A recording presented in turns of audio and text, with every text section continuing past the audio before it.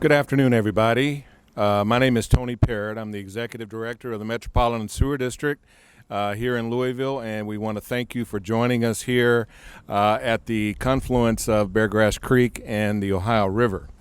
MSD, what we do every day is we advocate for safe, clean waterways in our community. And Beargrass Creek obviously is a creek that not only is vital to what we do as a part of our operation, but is vital to the resiliency of our community. And I want to talk a little bit about the history of Beargrass Creek. Over 150 years ago, a lot of you probably know that Beargrass Creek served as an open public sewer. And essentially, as years went by and businesses grew and our community grew and technology advanced, many sewers were built to handle waste from businesses and residents, and also stormwater drain off from our communities. Those sewers were designed with a relief valve or a overflow, and even then, when we had sewers, the best technology of the time, they still overflowed into Beargrass Creek. Over the years, and particularly since the enactment of the Clean Water Act in 1972, MSD has invested hundreds of millions of dollars in improving the sewer system and also reducing the amount of overflow that goes into Beargrass Creek. We have come a long way, and we're so excited about continuing our mission of enhancing the water quality and also moving down the path of restoring ecology for all three forks of Beargrass Creek. So today we're really here to announce, and it is an honor, that MSD will be the local partner along with the Army Corps of Engineers to receive $1.5 million from the Army Corps of Engineers to conduct a feasibility study for the ecosystem rehabilitation for Beargrass Creek.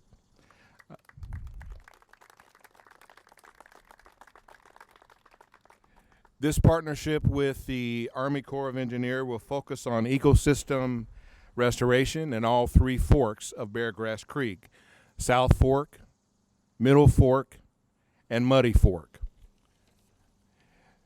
As the local partner, we will contribute also $1.5 million in value to the project through cash funds or in-kind services for a total project of $3 million for the feasibility study over the next 3 years. This study will position us to pursue federal restoration construction grants in the future. And so this is a monumental day and a monumental moment for Beargrass Creek. We want to thank Mayor Greg FISCHER and Metro Council members Brandon COAN and Bill Hollander for their support and also focus on the betterment of not only Beargrass Creek but the betterment of our city. We also want to thank Congressman John Yarmouth, who has also advocated for federal funding, and we also want to thank Senator Mitch McConnell for the assistance that he has given us in pursuing these grants through the federal government as well. When you combine the resources that we have with from MSD and the talents that we have with the U.S. Army Corps of Engineers, it brings an opportunity for Beargrass Creek and our entire future. The three forks of Beargrass Creek stretch from small streams in windy hills, Middletown, Jeffersontown, and weaves through Louisville communities to the confluence with the Ohio River. Its path flows through neighborhoods, businesses, and parks, and many of these paths are hidden from view. A lot of you may have heard the term new water urbanism. Well, this initiative or this project is really the definition of new water urbanism. This restoration project will aim to improve water quality by supporting recreational uses, habitat, and ecological function. We are committed at MSD to put forth our professionals to help monitor and improve the water and do a lot of extensive stream monitoring as we move forward to inform the study. The timing of this study dovetails with a lot of work that we've done with our consent decree. As you all know, we've done a lot of large combined sewer overflow basins in our community, and we're wrapping up the final basin down in Portland as we speak, one of 10 CSO basins that have been installed. Simultaneously, we have our Ohio Waterway Protection Tunnel that is also going to be completed by the end of December 2020. So we've made significant investments, not only with infrastructure, but with also commitment to not only restore, but to protect the waterways such as Beargrass Creek. We look forward to working with the Army Corps of Engineers to support this environmental stewardship of our waterways for generations to come, as we strive to move closer to our motto of safe, clean waterways.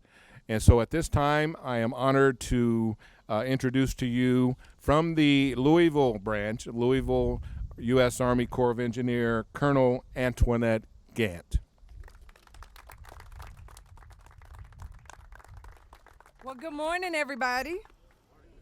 Good. It is a great day. We always say it's a great day to be in the Army. I say it's a great day to not only be in the Army, but to also be a member and community activist here in Louisville, Kentucky, right? Yes. So first I want to say thanks to Mr. Tony Parrott, the Executive Director for MSD, for allowing us to be able to partner yet again on another project here in Louisville, Kentucky. In addition to that, I want to say thanks to the mayor for being here today, as well as our councilmen, COAN and HOLLANDER, for being here. In addition to that, I know we've got a few of our field representatives from Senator McConnell's office. I'm not sure if Congressman Yarmouth's office is actually here, but we know that they have been a significant part in playing and ensuring that this project could be one of great of success of actually having the funding for it. So let me give you a little bit. This project has actually been on the Louisville District's list of projects for quite some time. And it's very hard to get new starts or for us to have feasibility studies to start. So back earlier this year, when we actually found out that this was going to be only one of 6 new starts in the entire United States, we got pretty excited. And yes, that's something to clap about. But even more so, this is the only ecosystem restoration project of all the projects that were actually committed to funding from Congress. And that, I think, is something that we all should be proud of, that they decided that Louisville, Kentucky was the area of which we would actually be the example of what this could be like in an urban environment. So I just want to say thank you very much for the opportunity to be able to partner. We look forward to this. This does not go 3 years. You know, is the time frame that we look to do this. So we got this thing about 3, 3, 3, 3. So 3 years, $3 million, and it says a 3-inch binder. But we're gonna really try to see how we can make this work if it's feasible to be able to do even in less than 3 years. We have some examples out there, because the ultimate goal is not just to do the study, but also to get the construction funds to be able to do the construction that has to happen after it. So again, I thank you all for being here today. As you guys can see, I'm super excited about another new project and example that we can show here, not just with the Louisville District, but with the city of Louisville, of how we can actually be an example for not just Kentucky, but the entire United States. Thank you so much. Thank you, Colonel Gant. And now I want to introduce to you the great mayor of our city. Help me welcome Mayor Greg FISCHER. Thank you, Tony, and good morning, everybody. Appreciate you all coming out. This is a big day for our city. I want to thank all the MSD team. As some of you all know, our city budget has been going through some difficult times, and so when an opportunity like this came up, you know, the question was, how are we going to be able to secure the funds for the match to be able to work with the good colonel over here and her team? And MSD naturally said, look, this is right in our wheelhouse. We're going to figure out how we can get that done. So, Tony, for you and your leadership and all the resources at your hand, I want to say thank you for stepping up once again. to help make our waterways cleaner.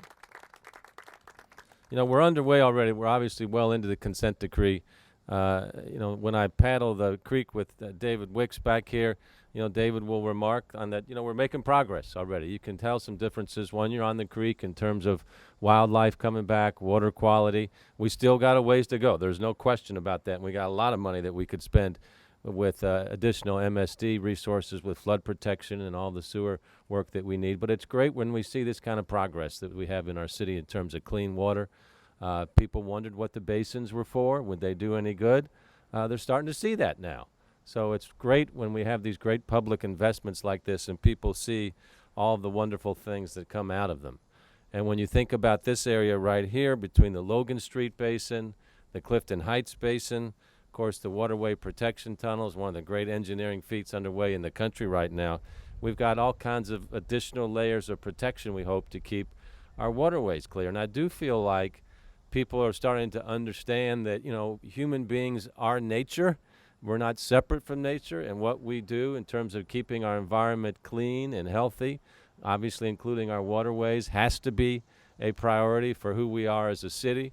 And without respect for nature and working in cooperation with Mother Nature, we're not going to grow our economy. We're not going to attract the type of people that we need to have in our city either. So we're making progress in this way, and I'm really pleased because I think we're going to continue to do that. Beargrass Creek can and it should be a connecting point, a point of pride for people in our city. People are happy to see the progress that we're making, but when you think about the historical importance of Beargrass Creek that was obviously here long before we even had a city, we need to do everything we can to bring it back to life. And when you think about what Waterfront Park has done for our city on the Ohio River, Beargrass Creek can do that for us as well. Fittingly, when the Congress for New Urbanism was here just a couple months ago, the Beargrass Creek project was one of the 4 projects that they took on for our city, and the members of the Congress developed a plan to highlight and improve the creek. I want to thank Kentucky Waterways Alliance for the wonderful work that they did on this project with Trees Louisville, and also Gresham Smith. We're all part of that, helping to focus the expertise of our outside experts that came into this. So thank you to them. So shout out to Kentucky Alliance, the Beargrass Creek Alliance, and some others who've been championing Beargrass Creek for a long time. I do want to point out environmental and intellectual activist David Wicks.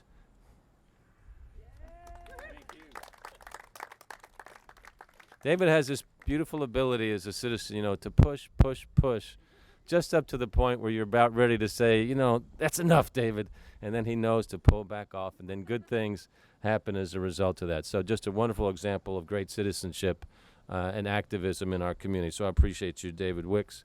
I want to thank filmmaker Morgan Atkinson, who has highlighted the creek with his documentary, Beargrass, The Creek in Your Backyard, which really helped open people's eyes to what's going on here. I can tell you some folks we did not need to open their eyes with a documentary, and that has been the great work of 2 of our councilmen, Bill Hollander and Brandon COAN.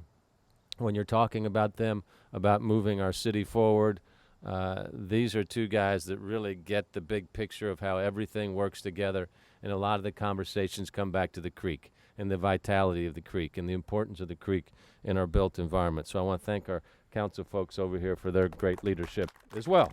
Nice job. All right. So in closing, I just want to say great partnership between Louisville Forward, Mary Ellen Wiederwall is here, Jeff O'Brien, Develop Louisville, and obviously MSD and the Army Corps of Engineers. This is a great beginning to what will continue to be much more great work ahead. So thanks, everybody. We got a lot of folks here that have helped contribute to this day and all of the great work we're doing with our environment and our city. So I appreciate y'all. Thank you very much. Thank you, Mayor Fisher. And we mentioned earlier the federal support that we have with Congressman Yarmouth and Senator Mitch McConnell. We also have representatives here from Senator Rand Paul's office, and we want to thank them for their support for this project as well. As the mayor mentioned, Metro Council obviously is a very big supporter of what we're doing along Beargrass Creek, and I want to introduce to you Council Member Bill Hollander.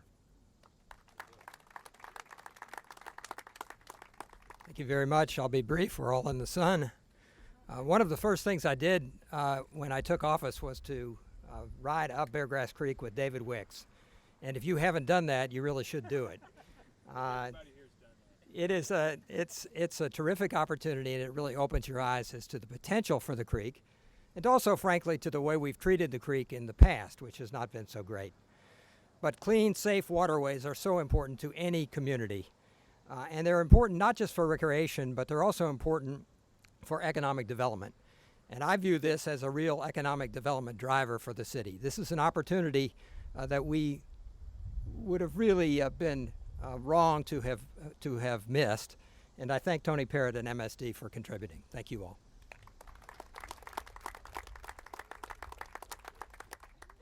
I'd like to introduce Council Member Brandon COAN. Thank you, everybody, and I'll also be very brief. I think the mayor thanked everybody.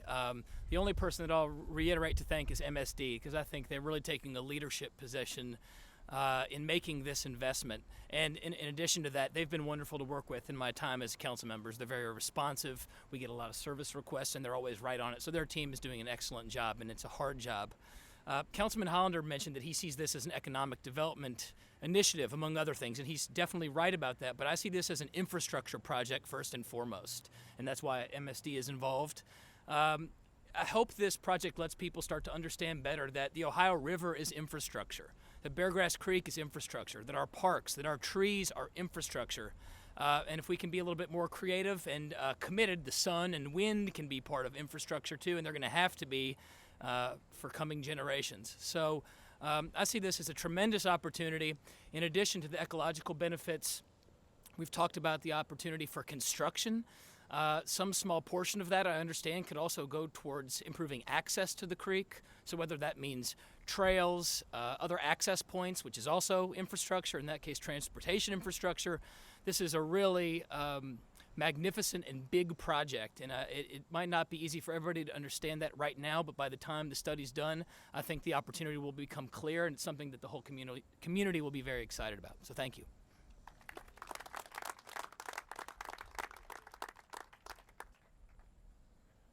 So there you have it. We have a 3-year time period to work with the Army Corps and do this ecosystem feasibility study. But as the Colonel said, we're not going to stop with just having a 3-inch thick book. We want to make sure that we are taking it further. We want to make sure that Beargrass Creek is one of the jewels of our community. And so we have an opportunity right now to make sure that all of our past human errors of what we've done with water quality in our streams, we have a chance to remedy that right now. So thank you all for being here. There's an opportunity to view the creek. There's opportunity to talk to some of our representatives from Kentucky Waterway Alliance and also Mr. David Wicks. So with that, thank you for coming out. We appreciate you.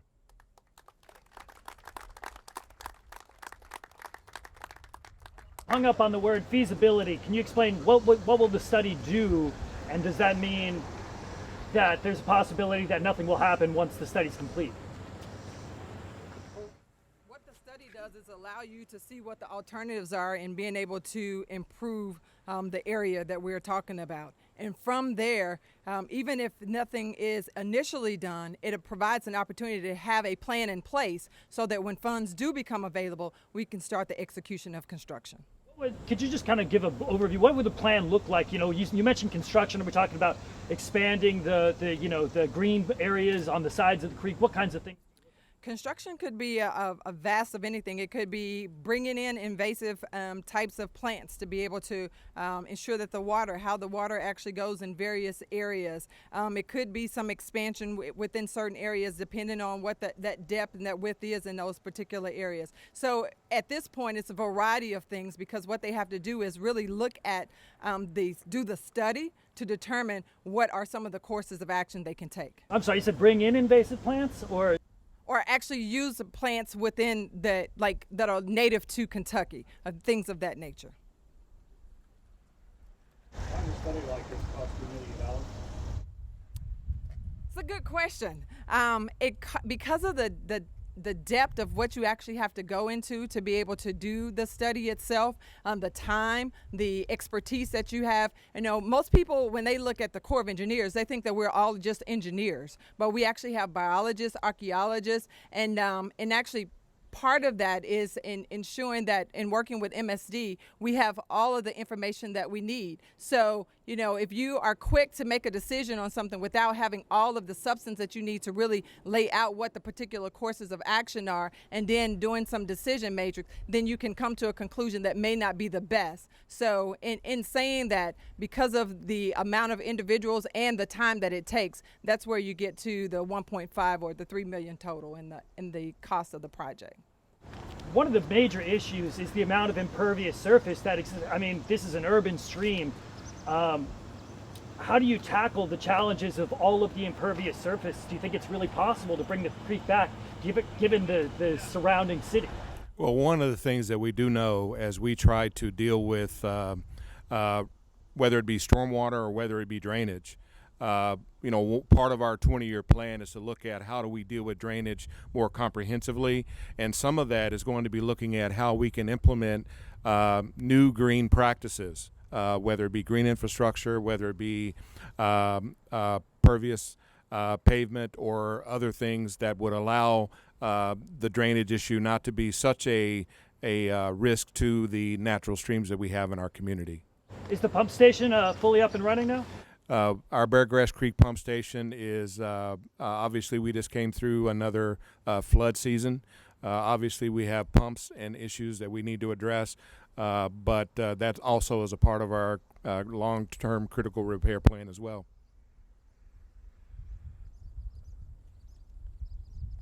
Thank you.